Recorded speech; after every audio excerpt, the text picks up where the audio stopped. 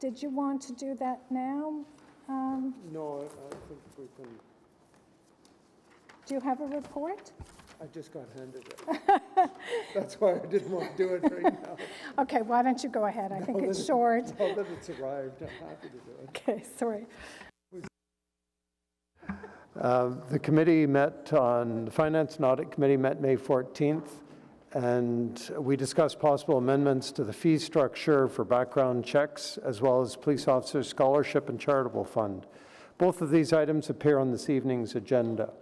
With respect to the background check, staff will be making a presentation this evening on the options the FAC committee discussed. The committee recommended that options be tabled this evening, but a decision not be made until the June board meeting to allow proper community outreach to the impacted groups. The committee also made a recommendation with respect to the board's participation in the Police Officer Scholarship and Charitable Fund. This is before the board for a decision tonight. Actually, we mentioned that at the top as well. There we go. Thank you. Thank you. Any questions on the update? Seeing none received? Okay, turning to inquiries. Any inquiries? Seeing none, items of business. We're going to be we'll just do a consent agenda first. We're going to add a new item as the first item of business, which will be a chair's verbal report. And then the chief does have a verbal report, so that will be following. Then item number 2, 2019 grant to the Byward Market Ambassador Program. Is there a speaker? Yeah. And Jasna, do you want to speak on that? You don't need to. Can we carry that? Carried. Carried, thank you. Diane, can I ask a question about? Well, if we want to, then we'll probably hold the item. Okay, do you want to hold it? Okay.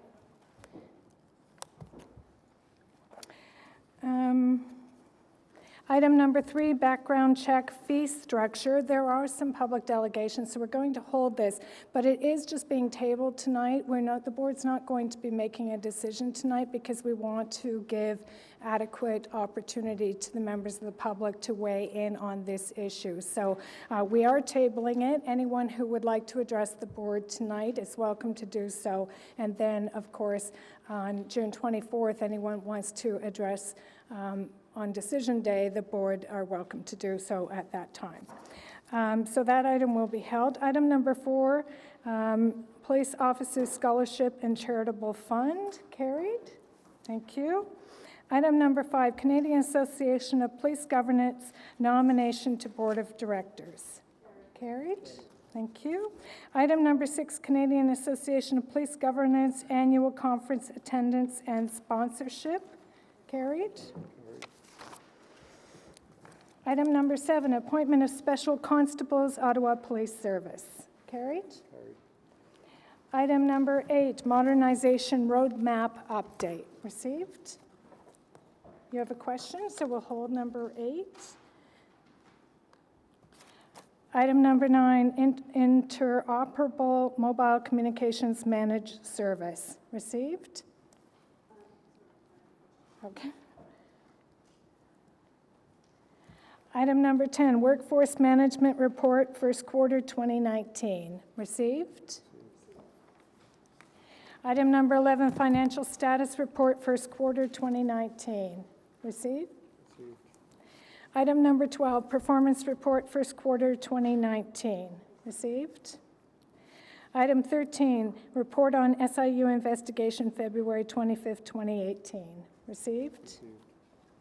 Item 14, Report on SIU Investigation, March 27th, 2018. Received. Item 15, Outstanding Inquiries and Motions, May 2019. Received. Item number 16, Commendation Letters. Received. Received. And then on the in-camera items, because we now list them on the agenda, I'm going to be adding 2 in-camera items tonight. There are 2 personnel issues involving named individuals. Okay.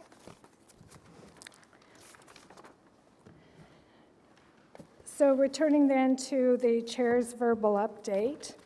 I want to address the media reports regarding the steps taken by the Ontario Civilian Police Commission concerning the Durham Regional Police Service. The board has received a letter from the Commission advising that it had been requested by the Solicitor General for Ontario to initiate a preliminary review and then a possible investigation under Section 25 of the Police Services Act into the conduct of senior members of the Durham Regional Police Service and the ability of the Durham Police Services Board to provide proper oversight into the administration of their police service. The Commission has completed its preliminary review and commenced an investigation. The letter was provided to the Ottawa Police Services Board because some of the allegations relate to Deputy Jaswell and date to his time with the Durham Police. The nature of those allegations has already been reported, and they are serious. That said, these are unproven allegations, and only the Commission's investigation will be able to determine whether there is any merit to them.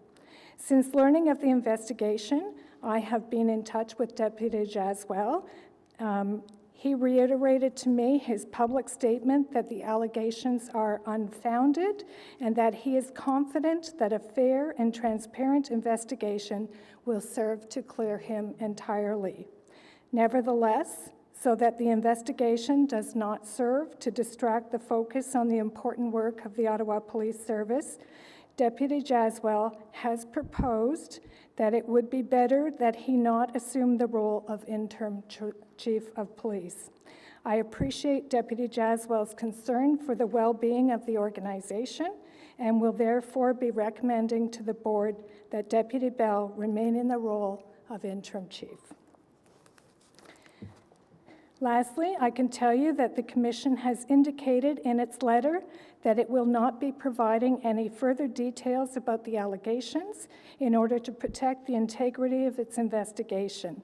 The Commission has said that the board can confirm the fact of the investigation and make public its letter to the board, but it has asked that the board assist it in preserving the integrity of the investigation.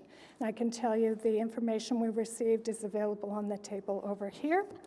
To that end, the board will not be making any further public statement on the issue. However, should board members have questions, and out of respect for the Commission's request and appreciating the sensitive nature of the matter, I have asked that the OCPC investigation be added to the board's in-camera agenda this evening. Thank you all for your understanding of that issue. Received on my report? Okay, turning then to the Chief's verbal report. Chief Bell. Yes, good evening, and thank you very much, Madam Chair. As you can imagine, it's been a busy couple weeks for us as summer approaches between the race weekend, community safety initiatives that we've engaged in the Byward Market on, and regular operations. I'm pleased to report tonight on some good successes of our members and all of the work that they're doing to keep Ottawa safe. First thing area I want to focus on is around our gun suppression and gun violence initiatives. Excuse me. I'm pleased to actually report that 27 guns have been seized off our streets to date, and that so far we've seen a decrease over this time last year of 30% in our shootings in the city of Ottawa. That can be attributed to leadership, but mostly it's the great work that our women and men are doing on the front lines and in our investigative units to let people know that if you carry a gun, we are going to come and take it from you and arrest you. So I'm very pleased to report that to the board. I'd also like to update you on the arrest that we made in the murder of Kenneth Makalak. I can let you know that as of Friday, Kenneth Frampton was arrested and now is facing first-degree murder charges in relation to that incident. This year to date, that was our 6th homicide, and in those 6 homicides, we've made arrests. In all of them, none of them remain open and outstanding, and that number is down over the same period from last year.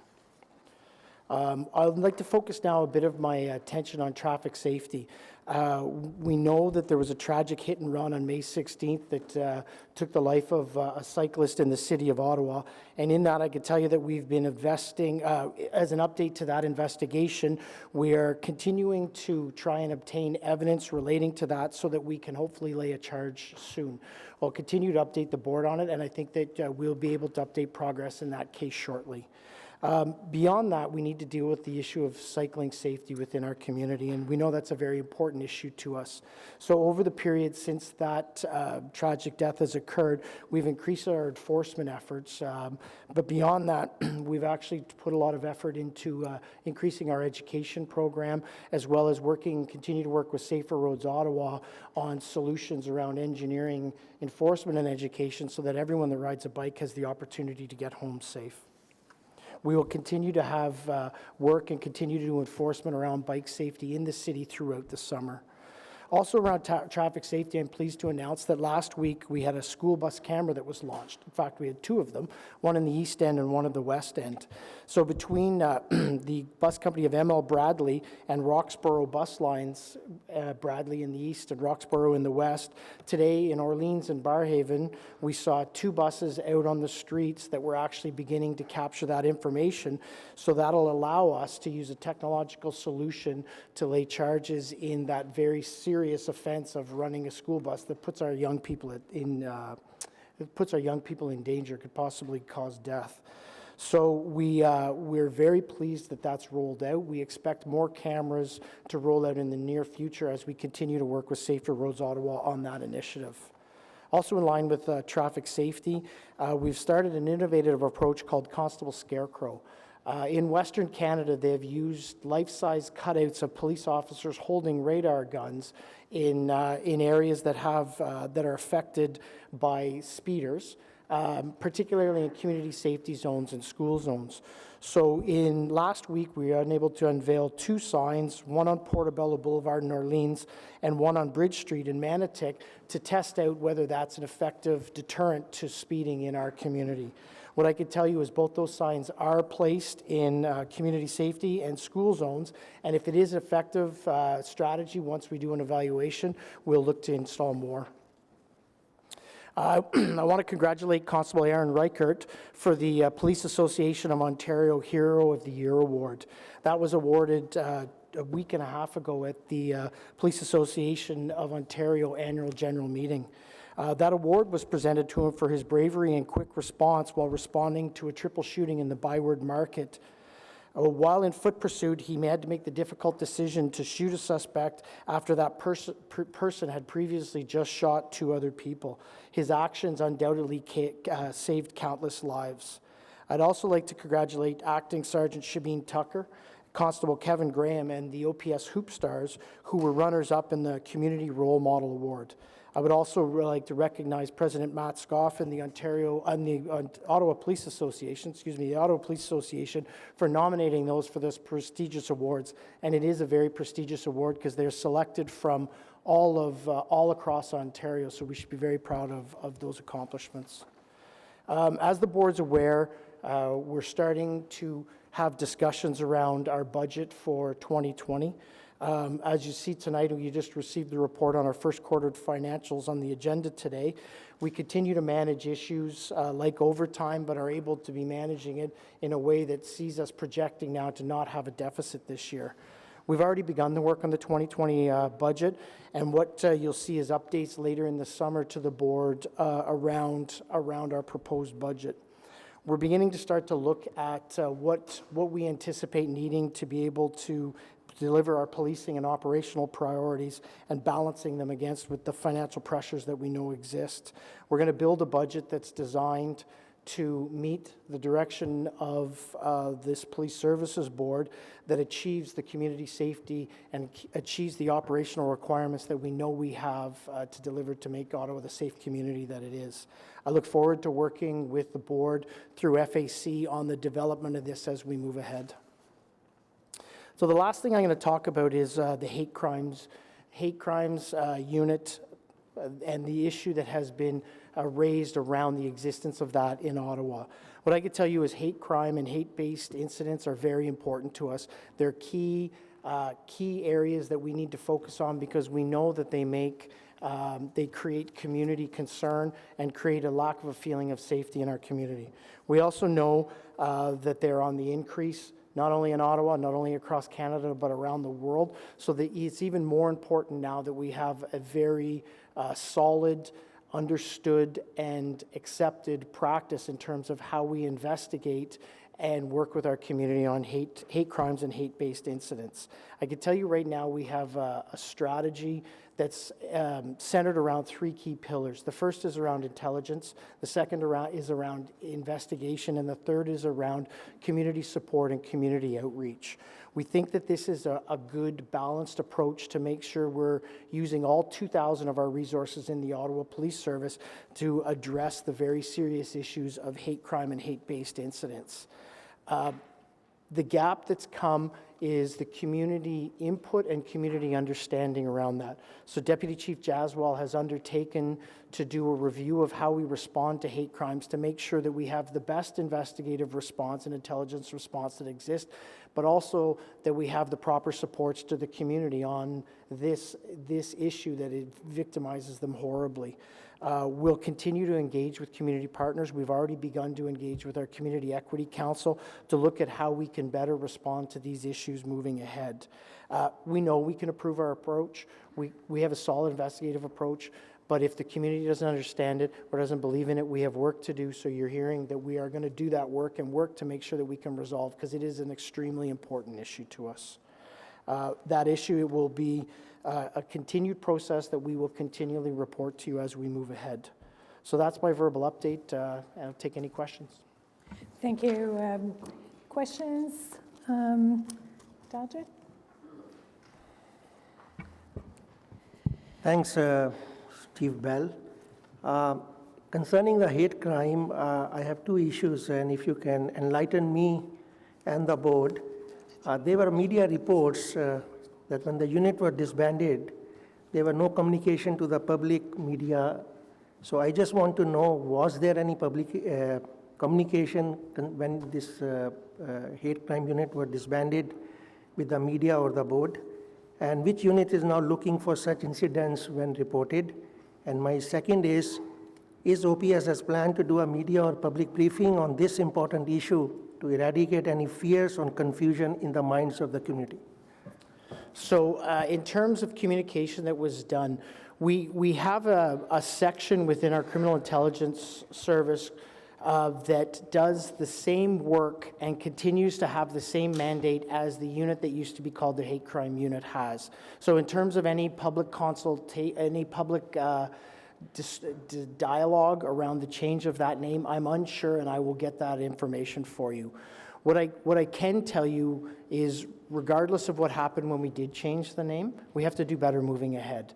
So what you're going to see is us engage in dialogue to make sure that there's understanding about how we deliver hate crime and hate-based incident response, but that the community also has an opportunity to have input, because it is a crime that directly affects them. So we will work with them moving ahead. And your second question was?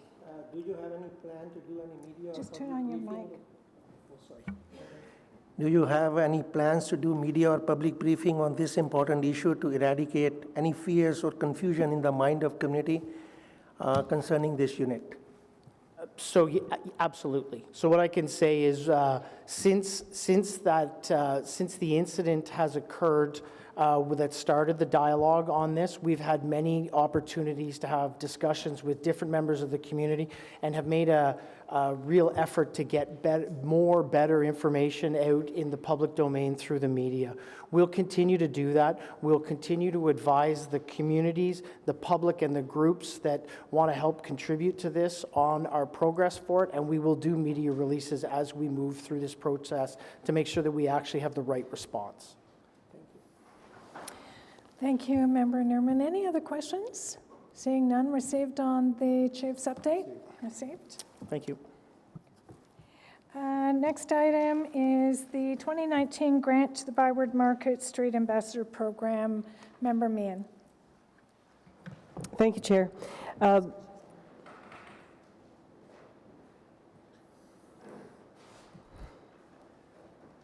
Yasna. Actually, my question really isn't to Yasna, but it was actually to Ottawa Police. I just noted in the report on the Ambassadors Program that these young people are doing amazing work, and I totally support us supporting the Ambassadors Program. One of the things, though, that concerns me is the loss of the foot patrol. And I noted in some of the conclusions that the ambassadors made, they said that in previous years it had great success in addressing persistent aggressive panhandlers in cooperation with the Foot Patrol, and that the Foot Patrol officers had a dedicated cell number that the ambassadors could call when they were struggling with incidents with so-called clients.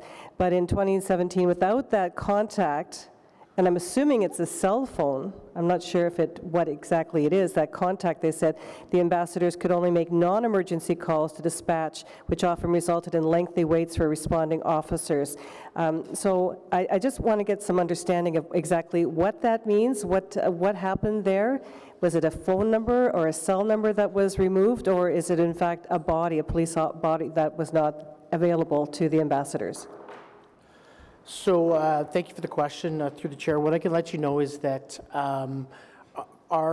we've reestablished our Bikes and Beats unit, which is has a focus in our high priority density areas in the downtown core. One of those areas is absolutely the Byward Market. And as part of our Frontline Mobility project, we've now, one of the areas that's testing some really neat new gadgets that help them deliver policing service is that Bikes and Beats unit. So where that gap may have existed last year, there won't be the same gap there this year.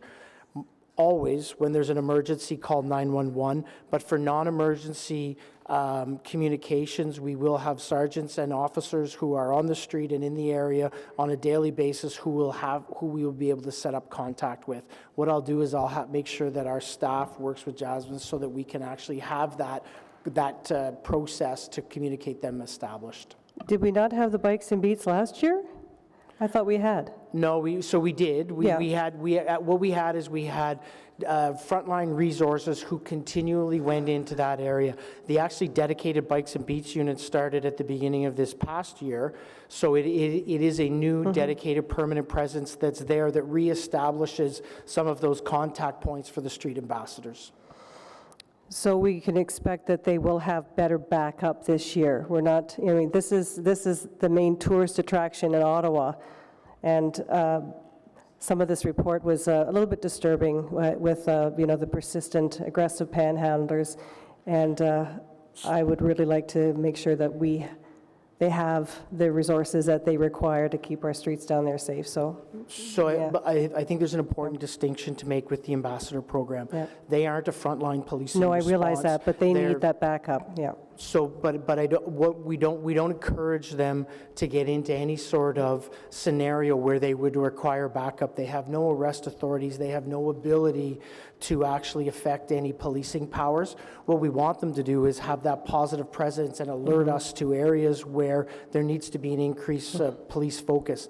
The ability for them to contact our members of the Bikes and Beats unit directly will be a great asset in this, but I wouldn't want it to ever be construed, and we work with Jasmine all the time, that they are there to provide any sort of extension of our policing authorities. So that was just, my terminology was just a little weird, just to have contact. Okay. Absolutely. Absolutely. Thank you, Chief. And anything else to add to that, Jazza? No, I guess what I can share is that we've certainly seen that presence return this year. Just in the couple of weeks that the ambassadors have been out on the street, they have noted that presence is definitely increased over last year, and we have been in close contact through Deputy Chief Bell, Joan McKenna, and other sergeants that were kind of reestablishing some of those old contacts that we had in the past, and looking forward to them also attending our regular meetings along with Councillor Deans at our next meeting. I know that you've got 6 ambassadors on the street this year compared to 4 last year. Will they continue a little bit later in the evening? I know that their day ends at 7 o'clock, and that's when some of the problems reemerges in the market. Will they have a longer day? We're Part of it is really just resources and trying to manage the full day together. So we were looking, though, this past weekend at possibly extending till 8 o'clock and just doing internally some rejigging for HR to cover the different hours. Okay. Thank you very much. Thanks. Thank you. Thank you. Thank you, Member Meehan. Any other questions? Can we carry that report? Carried. Thank you for being here. Item number 3, background check fee structure. As I said earlier, there's a presentation? Oh, okay, there's a presentation. I was just going to do that, but go ahead, you do it. Okay, we'll hear the presentation and then what public delegation? She's here for sure. They registered, so they should be here, but they haven't checked in, so she's here for sure. Okay.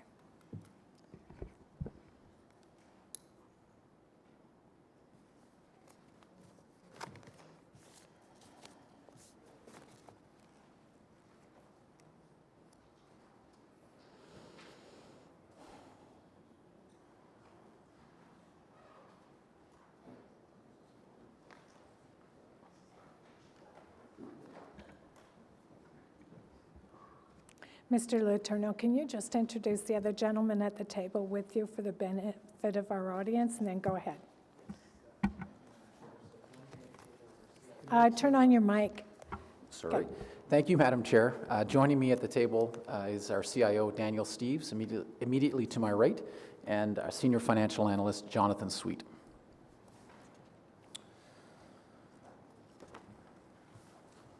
So let's just jump right in. So thank you very much, members of the board. I'll start the presentation walking through some of the background on this issue. The board approved full cost recovery approach for background check fees back in 2017. This was included in the 2017 and 2018 budgets in order to achieve the $2 million annual efficiency target. The average cost of a background check was identified at $65. Significant public consultation did occur in 2018. And back in October of 2018, the PSB approved the current fee structure of $90 for employment and $0 for volunteers. And those rates went into effect on January 1st, 2019. And this resolved a $2.4 million budget deficit that was identified in our Q4 2018 financial report. Now, during the 2019 budget process, the board directed OPS to look at a revised pricing structure for not-for-profit. The board reduced the background check revenue budget by $400,000 at the February 25th meeting. At that meeting, staff were also asked to survey other police services in Ontario and report back on the following: fee structures, a fee structure benchmarking exercise from other services across Ontario, along with the costing methodologies from other services across Ontario. The board passed the following motion in February 2019. I won't read it, but it's up there on the screen. And then finally, a few weeks ago, staff provided a presentation to the Finance and Audit Committee on the options as well as the fee structure and costing methodology benchmarking. And so we're here today. So I'm going to provide you with some additional history on the service provided. So this just takes us back in time. There's been significant growth in volume in background checks. They've doubled since 2013 to approximately 90,000 in 2018. 70% of the police record checks at OPS are related to not-for-profits. Prior to the launch of the online system, the process was paper-based, it was manual, there were multiple touch points with duplicate data entries, and there was also a significant backlog of 13 weeks. Post-launch of the online system, faster processing times, background checks are now produced to customers within 48 hours versus 13 weeks in the past, as well as some efficiencies from a staffing perspective. The background check office was over complement at 17 full-time equivalent employees, and now after the launch of the online system, back to complement at 11 full-time equivalent employees. And then lastly, OPS is the first, and as far as we know of, only online service in Canada that offers the full electronic end-to-end processing within 24 to 48 hours. This slide provides the history of fee structures for OPS background checks. The background checks are broken down by the LEARN guideline type. There's a criminal record check, there's a criminal records and judicial matters, as well as a vulnerable sector check. Prior to 2019, the previous rates ranged between $50 and $92, depending on whether there was an express fee charged. $50 was the base fee for a criminal record check and a criminal records judicial matters check. And the express fee was $42 on top of that. So a customer could pay between $50 and $92. For a vulnerable sector check, the range was $15 to $57. Previous to 2019, volunteers were free for all three different LEARN guideline types. As of January 1st, the rates increased and they were made consistent for all three types of criminal record checks at $90, and volunteers remained free. And it was important point to note is that a standard fee, no matter the LEARN guideline type, in order to maintain an administrative efficiency behind the scenes. This is a very interesting slide and provides the benchmarking of the fees across Ontario. So as you can see on the far left of the slide are the Ottawa rates, and Ottawa OPS is the highest fee for employment in Ontario at $90. Another interesting fact and point to note is that OPS is the only service that we are aware of not charging for volunteers. The average fee for an employment check across the province is $50, and the average fee for a volunteer check is $20. And you can see the range ranges from $90 on employment in Ottawa down to a low of $30 in Halton, with the average at $50. And on the volunteer side, the disparity is a little less, a low of $15 up to a high of $35, with the average being $20. We also surveyed the major police services across Ontario on cost recovery models in use. There were a variety of models in use. The main pricing models were direct cost recovery, direct cost plus a markup to cover indirect costs, and a few set fees based on market prices. Important to note the level of detail and the methodology varies significantly amongst the police services. Most services had not performed a costing review in several years, and none of the services we talked with had performed a costing analysis to validate their indirect costs. Now I'm going to move forward and discuss the fee options. When the board directed staff to develop these options, we created a set of principles to guide us. Number one, treat all categories equitably. Number two, maintain an efficient administrative process, avoiding multi-tier pricing models and avoiding the manual validation process. And then number three, minimize cross-segment subsidization. Moving on to the fee structure options, we're presenting three options today. Option A is status quo, that maintains the employment fee at $90 and the volunteer fee at $0. Option B is a partial cost recovery option where the volunteers remain free. The $400,000 revenue provision applied in the budget process is applied solely to the employment fee, and this would reduce that fee from $90 down to $75. And option C is a partial cost recovery option where volunteers will pay. The employment fees are reduced to $65, which is the average cost of the service, and the volunteer fees would be phased in at $10 for the remainder of 2019 and increasing to $20 on January 1st, 2020, which is the average fee across Ontario. This next slide just puts what I just went through into a chart that's simple to see. Option A is $90 for employment, $0 for volunteer. The annualized budget impact would be a surplus of $400,000 because we haven't taken the reduction into account. Both option B and C, which are partial cost recovery, meet the annualized budget impact as directed by the board. Now bringing you back to the benchmarking slide to show you how those options compare.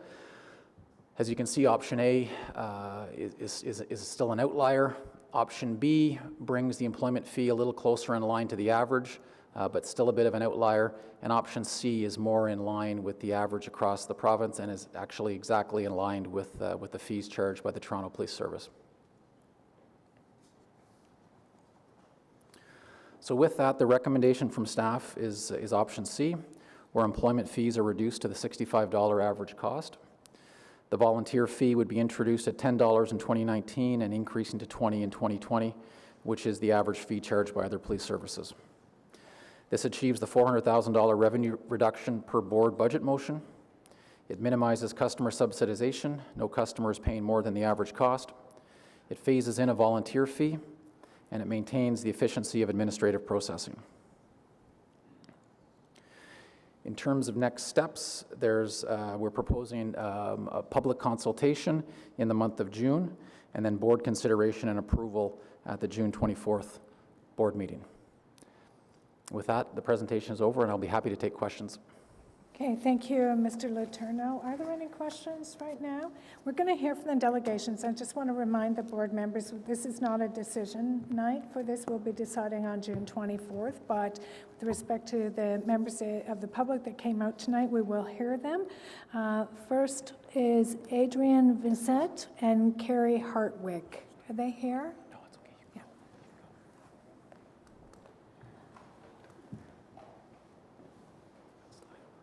And they're from the Centertown Community Health Center.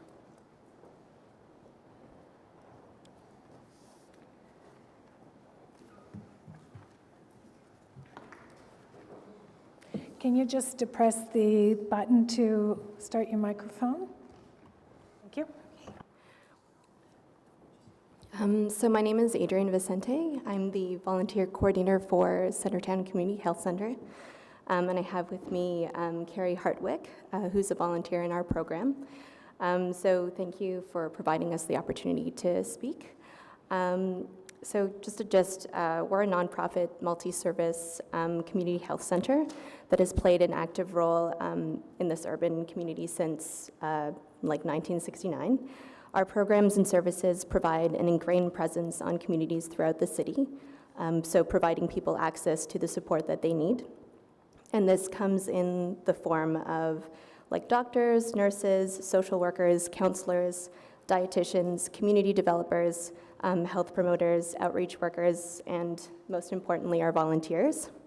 So volunteers are a vital part of our organization and community health and well-being. They provide the gift of their valuable time to support individuals, families, and community initiatives, such as food and health screening programs, programs that reduce isolation, which is a significant risk to health and direct and indirect costs of the Ottawa Police Services. Volunteering helps others reduce stress, combat depression, it keeps people mentally stimulated, and provides a sense of purpose.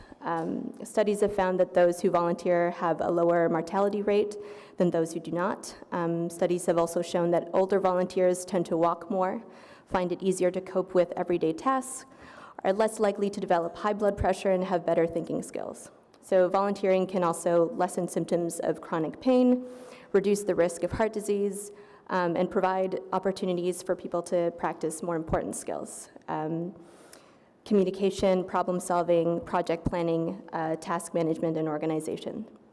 So those are the kinds of valuable job skills that can assist people who are seeking employment. I've been a volunteer. Can you just push the, yeah. Sorry. I've been a volunteer for almost 5 years at CCHC in various roles.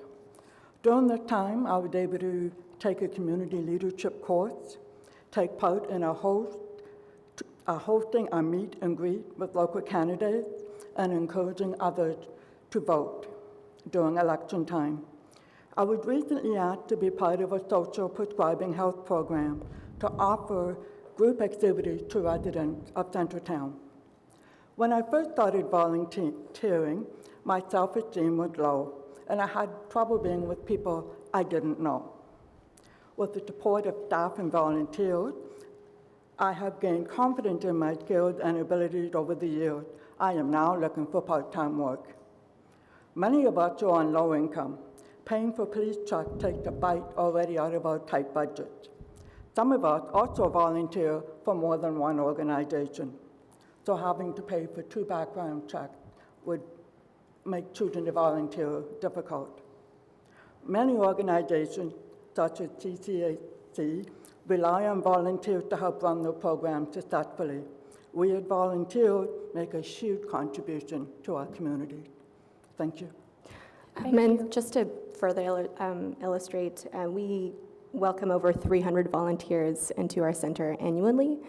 So it would create, and because we wouldn't want to create a barrier for our volunteers, we would cover that cost if it came to a point where volunteers would have to pay for their PRC, which adds up within our budget. And because currently I'm a volunteer coordinator at a part-time role, I also have another part-time role at the center. And a lot of us at the center have part-time roles, so the value of the volunteers, the volunteers present a significant value for our work, because otherwise we wouldn't be able to run the kinds of programming that we do. Thank you. Okay, thank you very much, both of you, for being here. There is a question, Member Meehan. I'm wondering if someone can clear up, does a background check have to be done for every organization you volunteer with? Or would a background check be like a carte blanche? So you've cleared your background check, is it good for, like, do you have to have several background checks? I can answer that question through the chair.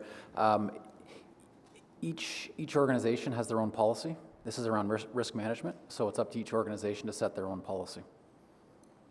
But a background check is a background check. Wouldn't it be good enough, like if this woman got one for the Somerset West, it would be good enough for the Y, or? The organization needs to make that decision on their own. The OPS wouldn't make that decision for them. That's, okay, thank you. Seems odd, because it seems if an organization is requiring background check, it's not going to be different, is it? The background check, is it different? Do they require different things in a background check?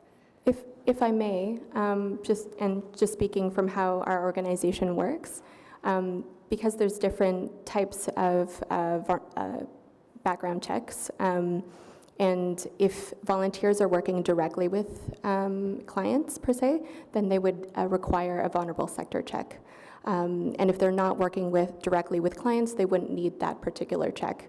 A lot of our volunteers do work directly with clients, so we do require vulnerable sector checks, particularly with the early years program, working with children, and then also folks like our chronic pain clients and clients like that.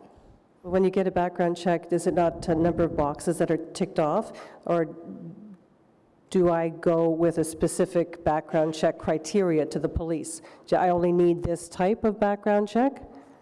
Okay. I had a background check several years ago, but I don't recall specifying it was at a certain, Okay, thank you very much. I appreciate that. Thank you. Member Egley.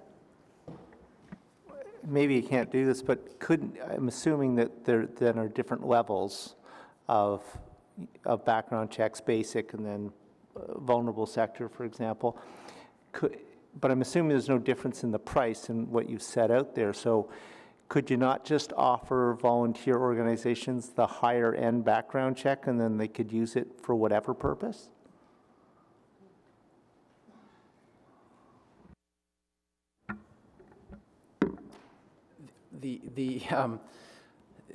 The issue is not related to the type of background check. That is part of it, but the issue is also the date that the background check is performed. So And I get that. It's like a license. It's got and I don't think anybody would complain about having to update it. Yeah. But in terms of if it's vulnerable sector or not, why don't you just offer the highest level for whatever the period of time is that it's good for? So most volunteer organizations do get the vulnerable sector check, which is the highest level. Okay. I'd say over 2/3 do. And the OPS doesn't guarantee how long a background check is good for. They provide the background check service. It's good for the day that it's provided, and it's up to the organization through their own policies and risk management policies to determine how often they need that renewed. Some renew it annually, some go 2 years, some go 3 years with the self-disclosure. So, but in theory, if I apply today, I get the vulnerable sector check, and I want to volunteer at 5 different organizations, I should be able to do that. I mean, it's not like the OPS is not restricting. No, I understand that. What you're saying, well, I guess what I'm saying is no organization would have a one-day, you know what I mean? Like, they must have a minimum of a year or whatever. So from that perspective, it should have a life beyond one application. It could, and that's why the message is that it's up to each individual organization in terms of their own risk management policies to adjust that Okay. and relax that rule. Okay, thank you. Thank you both very much for being here. Our next speaker is Marie Eveline from Volunteer Ottawa.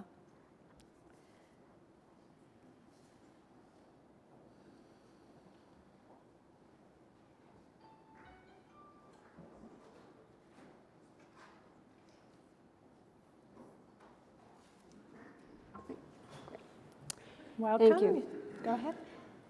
Good afternoon. Thank you for the opportunity to make a brief presentation on the issue related to fees for background checks. I know the board is not making a decision tonight, it's just tabling the issue, but given its importance to the not-for-profit community, our position always needs to be reiterated at every opportunity. Volunteer Ottawa is a membership-based, not-for-profit Canadian charity. For over 60 years, we have been a leader in helping people make a difference in our city. We support over 320 local not-for-profits, post almost 43,000 volunteer opportunities annually, and have 11,000 individuals in our volunteer pool. So it sort of gives you the magnitude of volunteerism that we have in Ottawa. The issue of charging volunteers for background checks has been an ongoing one for our membership, who through response to a survey undertaken by the Police Services Board last year, resoundingly indicated that they do not support such a move. We also recognize that the current fee structure implemented in January of 2019 has had a significant impact on our not-for-profit organizations in terms of costs associated with securing background checks for employees, especially those with earning minimum wage, and those who pay to have more than one background checked if they work in multiple organizations. As a result, our members support a differential fee structure, providing for a lower fee for employees of not-for-profit organizations. We surveyed our members, and that was the overwhelming response in terms of fees for volunteers. As the recent Ottawa emergencies resulting from the fall tornadoes and spring flooding demonstrate, Ottawa is a city of volunteers who respond not only to disasters, but on a day-to-day basis to ensure that the needs of our most vulnerable are met. We have the distinction of being one of the top 2 cities in the country in terms of volunteer hours contributed annually, an astonishing 55 million hours. It was mentioned in the staff report being tabled tonight that Ottawa is the only major city which currently does not charge a fee for background checks for volunteers. What a distinction to have. Other cities should take note that we value our volunteers so much that we ensure that no barriers are put in place which would restrict volunteering in any way, including charging a fee for background checks. Volunteer Ottawa appreciates that the board will be seeking input into the proposals put forward by staff tonight by posting a questionnaire on your website. We will be encouraging all of our members and our non-members to respond to the survey so that we ensure that any options that are developed and approved reflect the needs of the community. Thank you. Thank you very much for being here, Ms. Eveline. Any questions? Member Valaquette. Thank you, Madame la Présidente. I'm wondering, Volunteer Ottawa, that's the organization you represent. That's correct.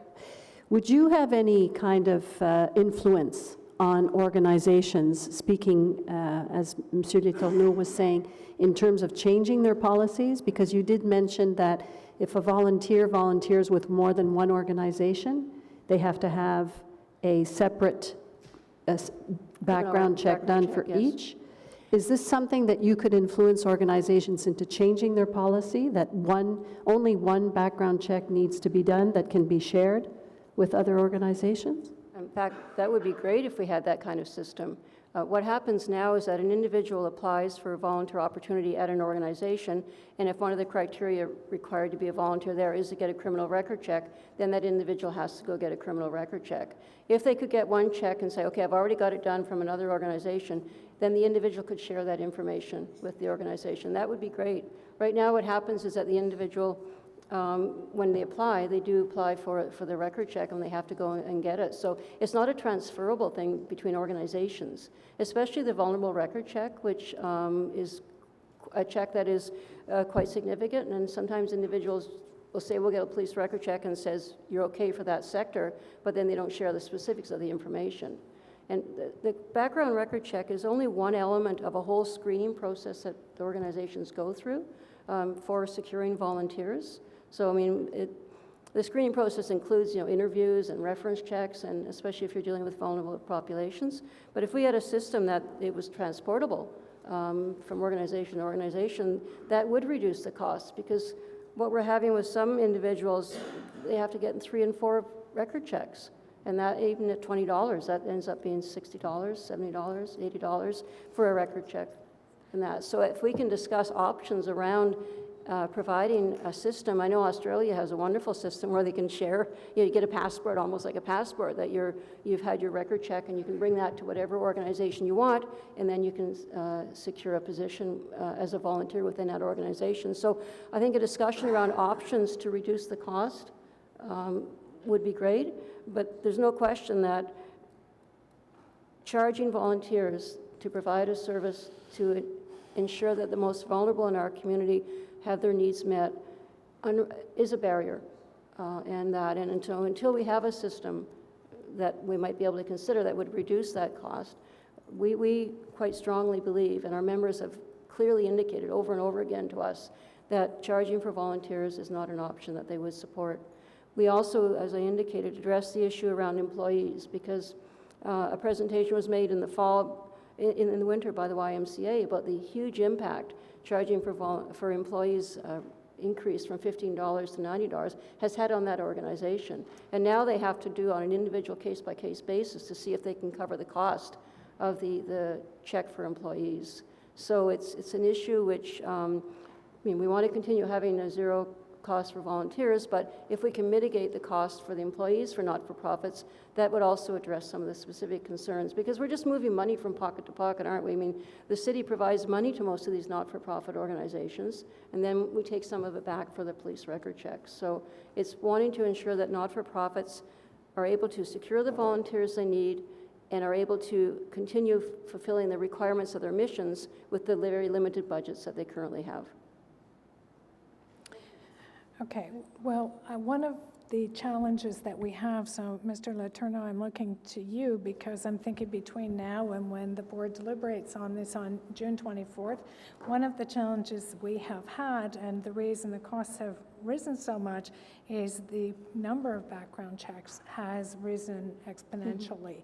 And what I'm hearing from this conversation this evening is if we could find a way, once the OPS has conducted a background check on an individual, that information could be repeated without doing a new background check, we might be able to reduce the number of checks rather dramatically.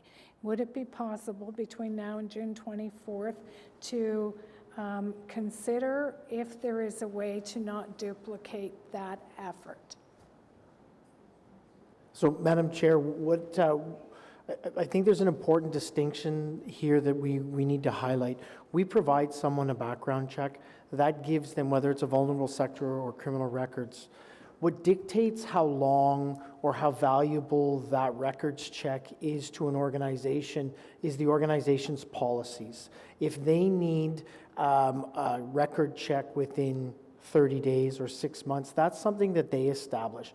The records checks that we provide are valid for as long as any organization is willing to receive them. So we do provide individuals with records checks that they can use in other areas and can use with other employers or other volunteer areas.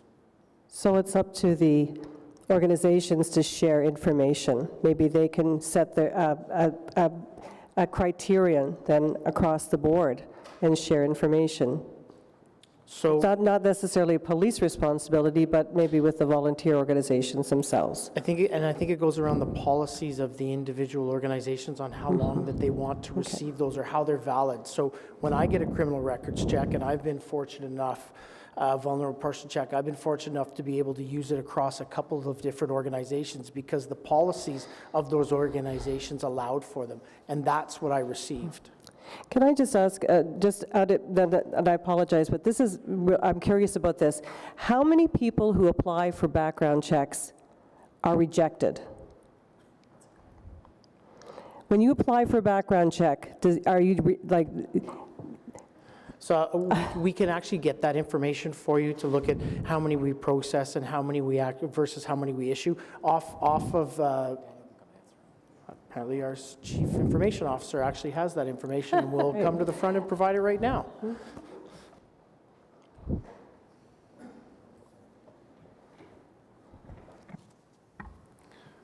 So when people get a background check, they're not rejected, they actually get a completed check.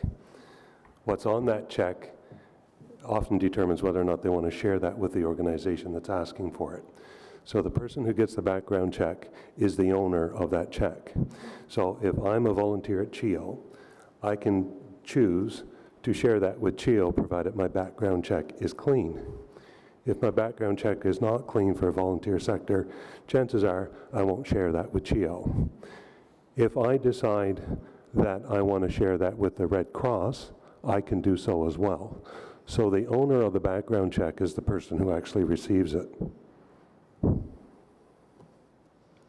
Okay, thank you. And thank you very much for being here tonight. We're going to be deliberating on this on June 24th. So will we hold it there and just receive this for now? Received? Thank you.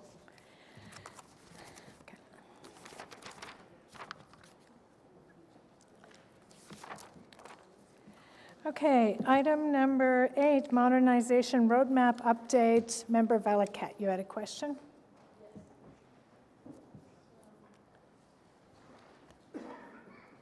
Can you just activate your microphone? What's wrong with us tonight, eh?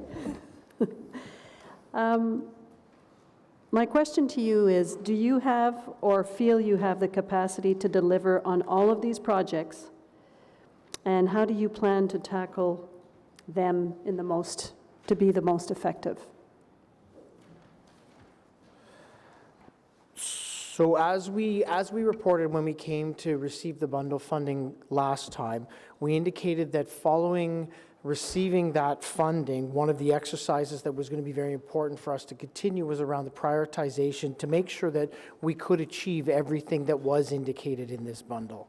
So all of that to say, we've actually gone through the exercise, and as our executive command and with all of our senior leadership, we've been able to prioritize and stage what projects we're delivering when. And what you're going to see is us have a determined focus on three key projects, which I'll get into in a minute, as well as finalize the work that we've done around Office 365. So as part of the collaboration project, there's been lots of work already done, and we're looking to bring in Office 365 and see some successes around that shortly. Beyond that, we've actually identified there are three key projects that we need to address first, and that is the continued rollout and finalization of FLM and all the benefits that are associated with that. The development and implementation of a digital evidence management strategy, as well as any sort of technological infrastructure that's needed around that. And finally, the IMFM pillar that will see us be able to actually collect, understand, and better be able to utilize the oodles of information that we already have. So we've made a determined effort. We've met with all of our teams. We've met with the entire leadership team. We've met with the leadership team of PwC as well as Gartner's here tonight to indicate that that's the direction we need to go. Those are the staged priorities because we know when we take on too much, we have challenges in succeeding in it. So we've really narrowed our scope to focus on the delivery of those three areas to start with. And I understand that you're going to be reporting to us on a monthly basis. Is that correct? Yeah, that's correct. So the report that you have in front of you is actually the template that we'll be using to provide reporting on where we are and any challenges that we may have moving ahead, as well as even better, the successes that we're having in seeing the implementations of these projects. Perfect, thank you. Okay, thank you. Received on the report? Received. And item number 9, interoperable mobile communications managed service. Member Valaket.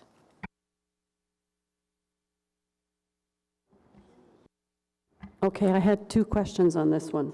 The first one is, you talk about using a group of officers that you're testing, you're using as a test group. So I'm just wondering, how are you communicating with the front line on that regard?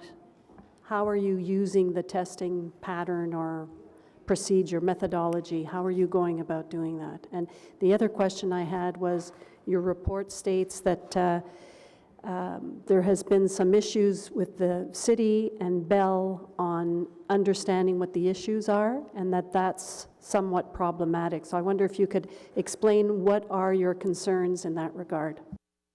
So I'll start with a little preamble, because I think the preamble is quite important, and then I'm going to turn it over to Superintendent Rayom to answer your specific questions.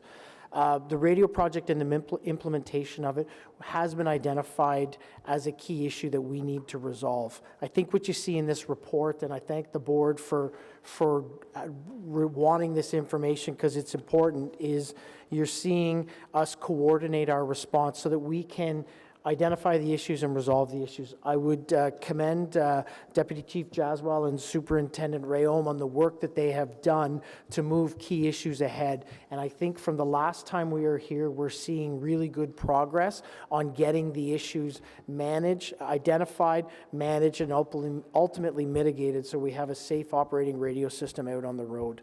And with that, I'll turn it over to Superintendent Rayom. Thank you. So the control group, or the group that we have, is currently made up of Bell, the city, and myself, and the radio project team, which is myself, obviously, and a bunch of other people. And we get together once a week to talk about issues, front lines there. So the PAG group, which is Patrol Advisory Group. There's also the tactical team and other users within the police service. Sorry.